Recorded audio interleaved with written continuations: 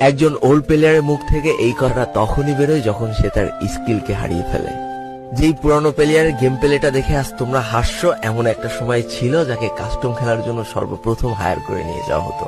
যেই পুরনো প্লেয়ারটার game play দেখে আজ তোমরা হাসছো, একটাবার খোঁজ নিয়ে দেখো সেই প্লেয়ারটার গেম প্লে দেখেই একটা সময় অনেক মানুষ গেম খেলা শিখেছে। যেই ওল্ড প্লেয়ারটার খেলা দেখে আজ তোমরা তোমাদের গ্রুপে নিতেও লজ্জা পাচ্ছ, খোঁজ নিয়ে দেখো সেই ওল্ড প্লেয়ারটা কোনো একটা সময় কোনো একটা গিল্ডের লিডার বা অফিসার ছিল। যেই ওল্ড প্লেয়ারটা আজ তোমাদের রিভাইভ দিতে যেতে ভয় পাচ্ছে, মনে রেখো একটা সময় ছিল যখন এই প্লেয়ারটাই পুরো মাঠ একা ফাঁকা করে বুয়া নিয়ে আসতো। যেই নতুন প্লেয়ারগুলো শুধুমাত্র ডাইনামিক ডুওর সাথে গেম খেলার জন্য সারা রাত জাগো, তোমরা মনে রেখো যারা ওল্ড প্লেয়ার ছিল তারা সারা রাত খালি ট্রেনিং পিটাতো নিজেদের স্কিল ভালো করার জন্য। আমি জানি আজকের দিনে যারা অন ট্যাপ মারা প্লেয়ার তারা কখনোই ফিল করতে পারবে না যে বসে জুম করে উঠে হেডশট মারার মজাটা আসলে কি ছিল। আমি জানি যেসব ওল্ড প্লেয়াররা এই গেমের থেকে হারিয়ে গিয়েছে তারা এই গেমটাকে আজও ভালোবাসে।